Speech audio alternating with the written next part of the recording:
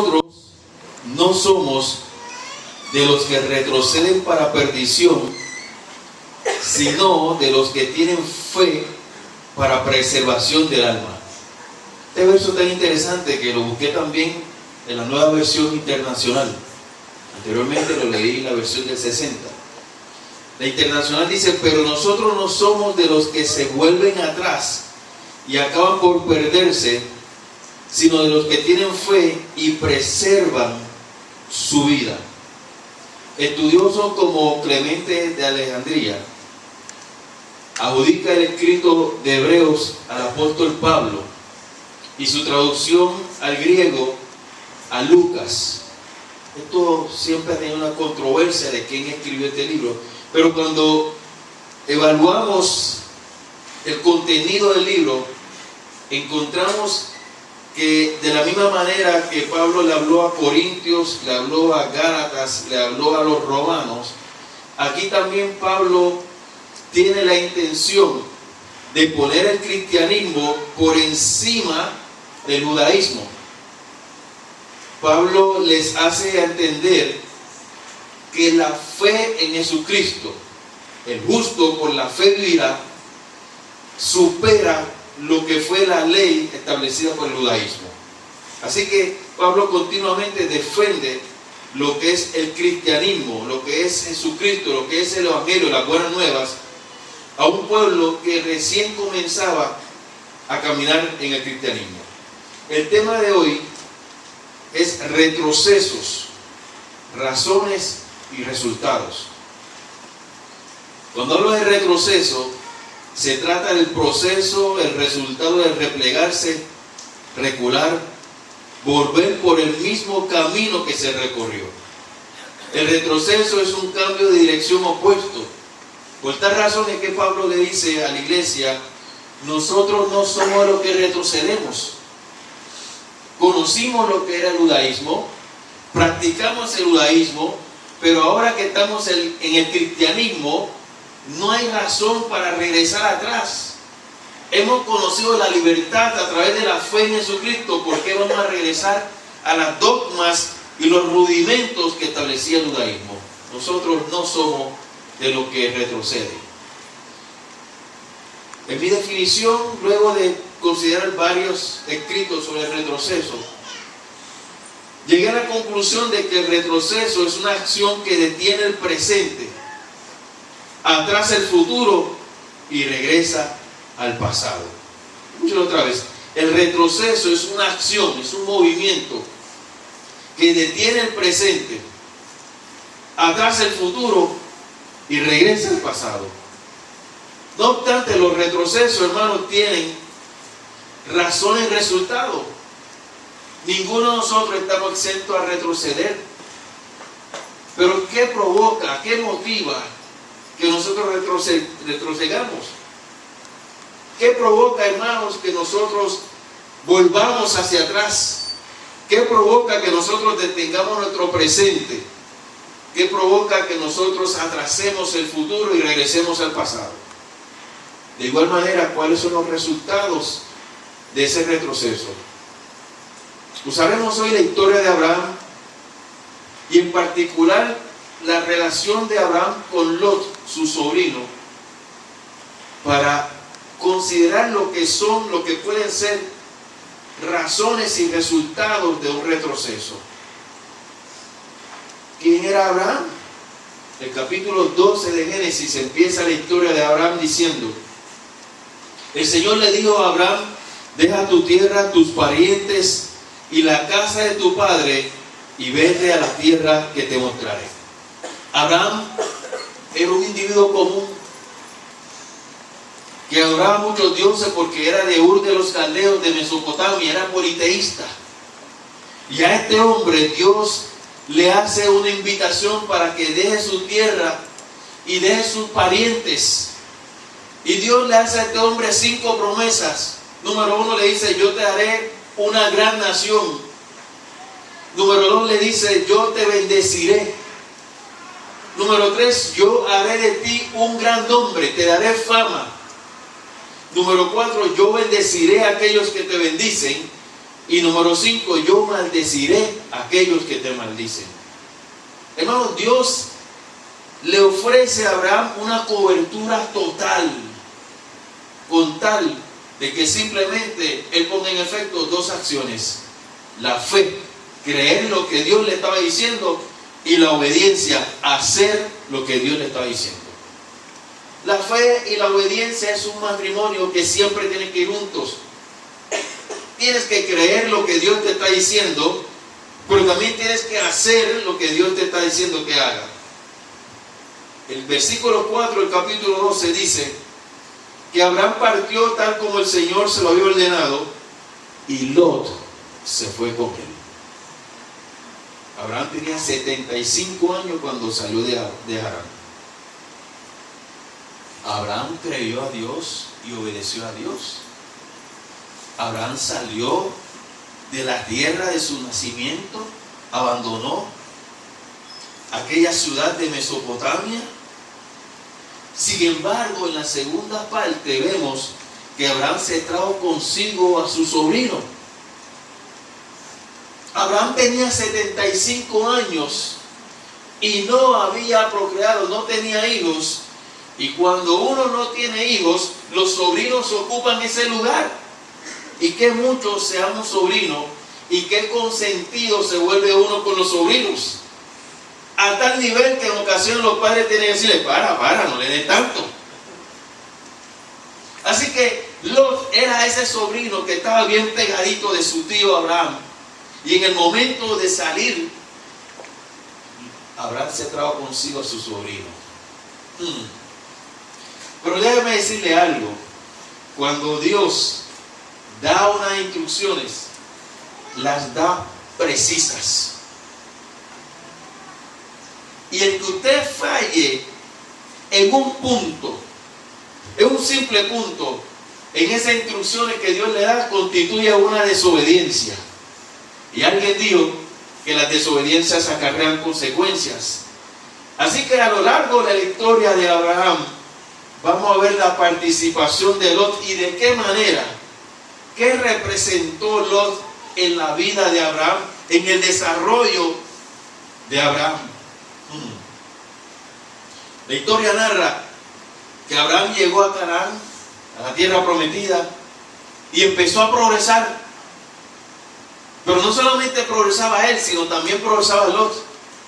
Lot había salido, tenía su esposa, tenía sus hijas, y habían empezado a progresar de igual manera que Abraham, de tal manera que entonces Abraham tiene que llegar a una conclusión y decirle en el versículo 9 del capítulo 13 de Génesis: allí tienes toda la tierra a tu disposición, por favor aléjate de mí. Si te vas a la izquierda, yo miré a la derecha, y si te vas a la derecha, yo miré a la izquierda. La fricción entre ellos era fuerte, la tensión era fuerte, y Abraham tiene que llegar a una conclusión: vamos a separarnos. Pero aquí hay un detalle, señores, y es que es la primera vez que Abraham pone en riesgo una de las promesas que Dios le había dado. Dios le había hablado de tierra, y esa tierra que Dios pone en manos de Abraham, Él la pone en riesgo cuando le dice a Lot: Lot, escoge dónde tú quieres vivir. Déjame decirle, hermano, es riesgoso el hecho de que tú cedas tu autoridad, el que tú cedas tu derecho. La autoridad que Dios ha puesto en ti, el derecho que Dios ha puesto en ti, no es delegable. El hecho de tú delegar tu autoridad, el hecho de tú delegar tu derecho, puede constituir en una pérdida permanente. Abraham pudo haber perdido aquel terreno, Abraham pudo haber perdido aquella tierra que Dios puso en su mano al decirle a Lot que escogiera. No le correspondía a Lot escoger, correspondía a Abraham, el que había recibido la promesa, el que tenía la autoridad de parte de Dios, el que tenía el derecho de parte de Dios, decirle: vete a la izquierda, muévete hacia allá, vete de aquí. Así que tenga cuidado como usted maneja la autoridad y el derecho y el poder que Dios pone en sus manos. La historia narra que Lot se movió hacia una tierra, Zoar, cerca de Sodoma y Gomorra. Pero Lot no se conformó con quedarse allí a la orilla de Sodoma y Gomorra. Sodoma y Gomorra era un llano, y como terreno llano era atractivo para la cría de ganados, también para la siembra. Sodoma y Gomorra en ese momento, cerca del Mar Muerto, era la región más próspera, porque número uno era una llanura, era bien fértil la tierra, los ganados se podían criar, pero también al quedar cerca del mar permitía la entrada y salida de embarcaciones. Era un sitio próspero, era un sitio atractivo, y Lot no se conformó con quedarse en la orilla cerca, sino que dijo: déjame entrar a esta gran ciudad. Lot, su esposa, sus dos hijas entraron a Sodoma y Gomorra. Sodoma y Gomorra eran prósperas, pero había también una situación allí, y era que allí abundaba el pecado. Allí estaba la abominación a Jehová. Allí estaba, hermano, el orgullo. Allí estaba la soberbia. Allí estaba manifestada la inmoralidad de una manera que no se podía comparar con ninguno de los otros sitios. Allí fue a parar Lot y su familia. Génesis 13:13 dice: los habitantes de Sodoma eran malvados y cometían muy graves pecados contra el Señor. Si nos remontamos atrás a la historia de Noé, encontramos que este pecado que había en Sodoma y Gomorra, esta actitud que tenía la gente en Sodoma y Gomorra, fue lo mismo que provocó para la época de Noé que Dios destruyera la tierra completa y que solamente se salvara Noé y su familia. Dios eliminó todos los habitantes de la tierra. Y en esta ocasión, el pecado de Sodoma y Gomorra provoca en Dios la misma preocupación que había en la tierra, y Dios finalmente decide destruir a Sodoma y Gomorra. En esta ocasión Dios no decide destruir la tierra nuevamente, no, porque ya Dios había dicho que eso no lo volvería a hacer. Sin embargo, Dios decide destruir esta ciudad por su pecado. Y es que, hermano, que hay pecados y hay situaciones de pueblo que llegan, hermano, esas situaciones llegan a la presencia de Dios y le duele a Dios de tal manera que por eso usted ve que no hay progreso. Hay lugares, hay países, hay ciudades que no progresan, y muchas veces usted se pregunta por qué. Y es que, hermano, el levantarse en contra de Dios, en contra de los principios divinos, es un retroceso. Es detener el progreso. Dios es intercedido por Abraham. Abraham ve lo que está pasando con su sobrino, le llega información de lo que está pasando con su sobrino. Era la segunda ocasión que su sobrino, estando en Sodoma y Gomorra, se encontraba en problemas, y ahora era destrucción total. Y Abraham se intercede ante Dios por la vida de Lot, su sobrino, su esposa y sus hijas. ¿Qué problemón se buscó este hombre, Abraham, al llevarse consigo a Lot? Ahora en diferentes ocasiones tenía que interceder por su sobrino. Anteriormente, en el capítulo 14, encontramos cuando 4 reyes tomaron posesión de Sodoma y Gomorra y estuvieron apoderados de Sodoma y Gomorra por 12 años. Y Abraham tiene que interceder con un ejército para salvar a su sobrino y protegerlo. Y ahora, cuando llegamos al capítulo 19, que encontramos que Dios va a destruir totalmente a Sodoma y Gomorra, surge la preocupación en Abraham y empieza a interceder por su sobrino ante Dios.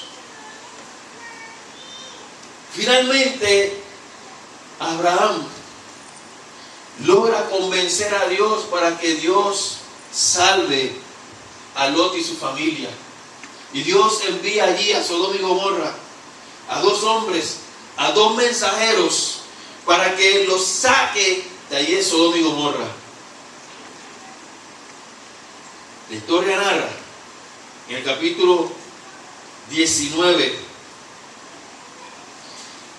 que Lot, versículo 16, como Lot titubeaba, los hombres lo tomaron de la mano, lo mismo que a su esposa y a sus dos hijas, y lo sacaron de la ciudad porque el Señor le tuvo compasión. El propósito, la intención de Dios era sacar totalmente a Lot de allí, salvarlo. Pero en la narración Moisés dice que Lot titubeaba. Lot no quería salir, tenía algo, lo retenía, algo lo detenía. Pero no solamente se queda en Lot. Yo quiero que compartir con ustedes la acción, la actitud de la esposa de Lot. El versículo 23 del capítulo 19 dice: Lot llegó a su hogar cuando estaba amaneciendo. Entonces el Señor hizo que cayera del cielo una lluvia de fuego y azufre sobre Sodoma y Gomorra. Así destruyó a esas ciudades y a todos sus habitantes, junto con toda la llanura y la vegetación del suelo. Versículo 26, escuchen bien, hermanos. Pero la esposa de Lot miró hacia atrás y se quedó convertida en estatua de sal. Lot titubeaba para salir. Y estos dos mensajeros de Dios tuvieron que hacer fuerza, agarrarlo con la mano y sacarlo de allí. Dios lo iba a mover más distantes. Pero entonces ellos deciden quedarse en su hogar, que era una islita que estaba cerca de Sodoma y Gomorra. Y Dios lo lleva allí. Pero la acción de la esposa, Moisés dice que ella miró hacia atrás y se convirtió en estatua de sal. ¿Qué es eso de estatua de sal? Yo puedo aceptar, yo puedo entender, hermano, que en el momento que tengamos que salir de algún sitio, miremos hacia atrás. En el momento que usted tenga que mudarse del sitio donde usted se crió por mucho tiempo, quizás provoque que usted mire hacia atrás. En el momento que usted tenga que mudarse de su país, ya sea por situación de trabajo o por alguna otra situación, por alguna oferta que usted haya recibido, provoca que usted mire hacia atrás porque usted está abandonando su tierra. Yo no sé cuántas veces usted ha subido en un avión y cuando usted va a despegarse de Puerto Rico, usted empieza a mirar su islita a distancia y quizás trata de ubicar su sitio de donde usted vive. Trae nostalgia el hecho de que usted tenga que abandonar un sitio y una gente que usted ha compartido por mucho tiempo. Pero este detalle de Moisés decir que esta mujer se convirtió en una estatua de sal tiene mucho significado. La narración bien pudiera hacer pensar que esto es una estatua de sal en términos literal. Dios destruyó con azufre, con fuego, cenizas, todo lo que había allí. Se convirtió en una estatua. Actualmente en el Mar Muerto hay varias estatuas de sal allí. Y mucha gente que visitan allí piensan que una de esas estatuas es la mujer de Lot. ¿Pero qué quería decir Moisés con eso de estatua de sal? La esposa de Lot miró hacia atrás y se quedó convertida en estatua de sal. Moisés está usando una metáfora, una comparación indirecta por lo que representa la sal.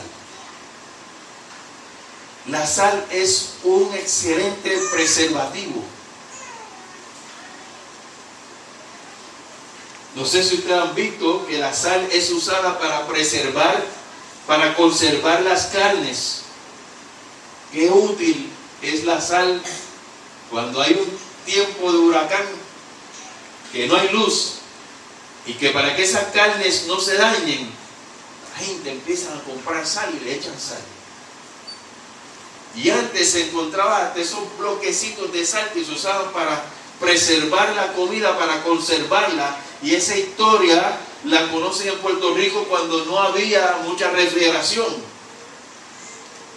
La sal es un preservativo y Moisés está diciendo que la mente, el corazón de esta mujer quedó preservada a lo que había visto, a lo que había conocido en Sodoma y Gomorra.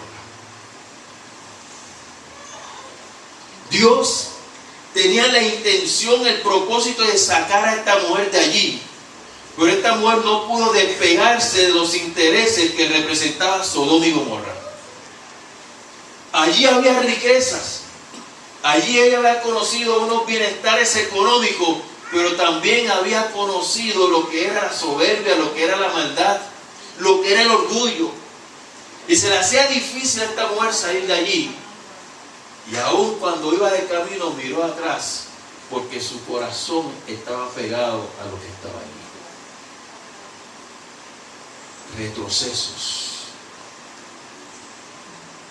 La razón del retroceso de esta mujer fue lo que había conocido y que no estuvo dispuesta a despegarse totalmente y aceptar la salvación que Dios le estaba brindando. Los retrocesos, hermanos, son aquellas acciones que detienen nuestro presente. Son aquellas acciones, hermanos, que detienen, atrasan nuestro futuro y que nos regresan al pasado. Y hoy día, hermanos, es hora de usted evaluar si está pasando por un proceso de retroceso, cuáles son las razones y cuáles son los resultados. Esta mujer murió como resultado de su retroceso. Pero la historia no termina ahí. Algo más pasó con sus hijas. El versículo 30 al 38 de Génesis 19 dice: luego, por miedo a quedarse en Zoar, Lot se fue con sus dos hijas a vivir en la región montañosa. Allí vivió con ellas en una cueva. Escucha bien esta historia, porque hay cosas que están en la Biblia que muchas veces no sabemos que están aquí. Un día, la hija mayor le dijo a la menor: nuestro padre ya está viejo y no quedan hombres en esta región para que se casen con nosotras, como es la costumbre de todo el mundo. Versículo 32. Ven, vamos a emborracharlo y nos acostaremos con él, y así por medio de él tendremos descendencia. ¡Wow! ¿Qué mentalidad tenía esta muchacha? Versículo 33 dice que esa misma noche emborracharon a su padre, emborracharon a Lot, y sin que éste se diera cuenta de nada, la hija mayor fue y se acostó con él. Este se convierte en el primer caso de incesto en la historia de la humanidad. Un padre se acuesta con la hija, pero no se queda ahí. Versículo 34 dice: a la mañana siguiente, la mayor le dijo a la menor: mira, anoche me acosté con mi padre. Vamos a emborracharlo de nuevo esta noche, y ahora tú te acostarás con él, y así por medio de él tendremos descendencia. ¿Sabe qué hizo la menor? Porque hay un acorde, la mayor, pero hay otro acorde que se llama la menor. Así que la mayor hizo su gestión. Vamos a ver cuál fue la gestión de la menor. Esa misma noche volvieron a emborrachar a su padre, y sin que éste se diera cuenta de nada, otra vez la hija menor fue y se acostó con él. El vino embriagó a este hombre. El apóstol Pablo dice: no os embriaguéis con vino donde hay disolución, donde usted pierde la razón y hace cosas que usted nunca piensa hacer. El vino provocó que este hombre fuera embriagado. Para los que piensan que lo que habla la Biblia es jugo de uva, ahí tienen, no es jugo de uva, es vino. Y si es jugo de uva, fermentado, ¿saben? Bien fermentado. Este hombre quedó borracho por segunda noche y sus hijas se acostaron con él. Pero ¿saben cuál fue el resultado? Así las 12 hijas de Lot quedaron embarazadas de su padre. La mayor tuvo un hijo a quien llamó Moab, padre de los actuales moabitas. La hija menor también tuvo un hijo a quien llamó Ben-Amí, padre de los actuales amonitas. ¿Qué pasó aquí? ¿Por qué ellas hicieron esto? ¿Qué provocó que ellas hicieran esto? ¿Será realmente que no había hombre en esa región? Y si no había hombre en esa región, ¿por qué no moverse más adelante a Canaán, donde estaba Abraham y su descendencia? ¿Por qué permanecer en aquella cueva? ¿Era eso una razón, una excusa? Totalmente una excusa. Pero había algo en la mente de estas muchachas. Su madre había salido, pero regresó atrás, retrocedió y murió. Físicamente la madre regresó, porque su mentalidad estaba pegada allí. Pero estas mujeres, estas dos jóvenes, salieron totalmente de Sodoma y Gomorra. Físicamente salieron totalmente, sin embargo, mentalmente quedaron pegadas a lo que habían aprendido en Sodoma y Gomorra. Salieron físicamente, pero emocionalmente estaban allá en Sodoma y Gomorra. La Biblia dice que donde quiera que está tu tesoro, ahí está tu corazón. La Biblia también dice: sobre todas cosas guardadas, guarda tu corazón, porque de él mana la vida. La Biblia también dice que no hay algo más engañoso que el corazón. Las emociones tienden, hermanos, a atacar y tratar continuamente de destruir lo que es nuestra razón. Continuamente nosotros somos víctimas de las emociones que tratan, hermanos, de eliminar la razón que Dios ha puesto en nosotros, el conocimiento, la sabiduría que Dios ha puesto en nosotros para tomar decisiones. Es retado continuamente a través de emociones. Y muchas veces, aun cuando hemos dejado atrás ciertas circunstancias, aun cuando nos hemos despegado de ciertos lugares, aun cuando nos hemos despegado de ciertas personas que no representan un bien para nuestra vida, regresamos, retrocedemos, porque nuestro físico se separó, pero nuestra mente sigue pegado allá. Y eso es un retroceso. Y el retroceso más peligroso que vive el ser humano es el retroceso emocional, es el retroceso espiritual. No es el físico. Puedes salir del sitio, pero tu mente queda pegado a cosas que no adelantan tu presente, que destruyen tu futuro y que te hacen regresar al pasado. Y es hora, hoy es día, hermano, de evaluar cuáles son las razones que te provocan un retroceso. Hubo un cantante que se hizo famoso en el pasado con una canción que decía que tropecé de nuevo con la misma piedra. Y yo no sé cuántas veces usted escuchó en la radio que tropecé de nuevo con la misma piedra. Y hay gente, hermano, en la vida que continuamente están tropezando con la misma piedra.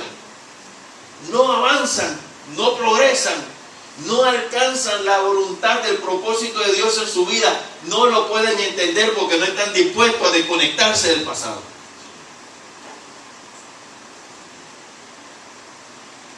Juan, en su libro, en 1 Juan capítulo 4:1, dijo: amados, no creáis a todo espíritu, sino probad los espíritus si son de Dios.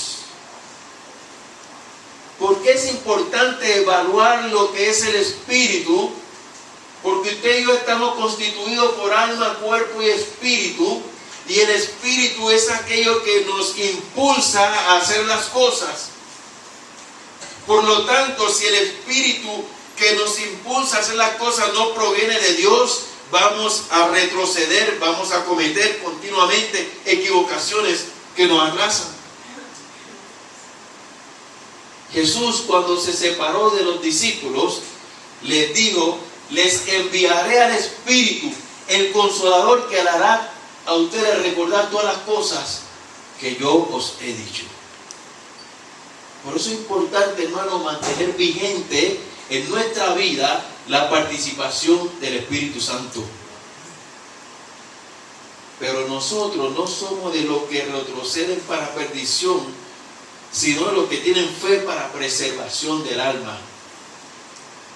Yo quiero compartir contigo 2 recetas para no caer en el retroceso. Porque, como dije anteriormente, ninguno estamos exentos a ser partícipe de un retroceso. Santiago, el apóstol, dijo: someteos pues a Dios, resistid al diablo y de vosotros huirá. Escucha bien lo que le estoy diciendo, escucha bien lo que dice el apóstol Santiago en su capítulo 4, versículo 7.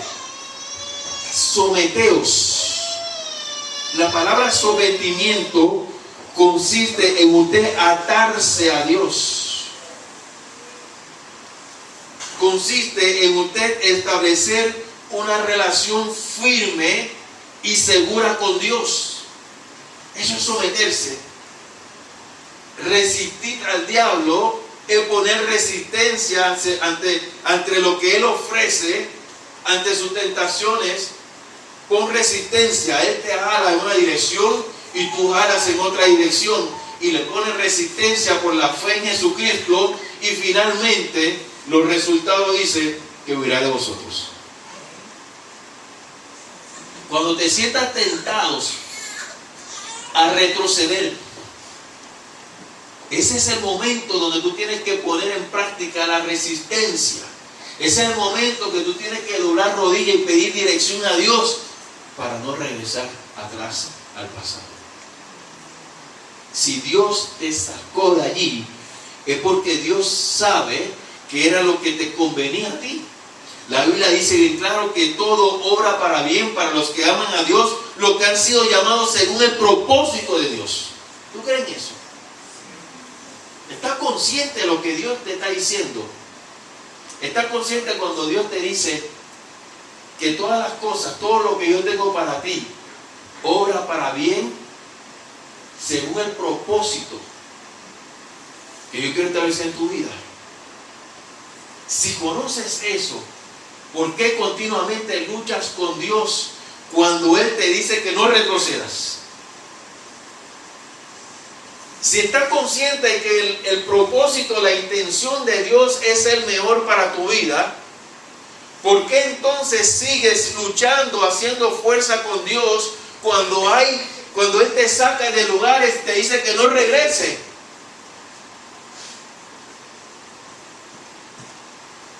La segunda receta la da el apóstol Pablo en Filipenses capítulo 3, versículo 13.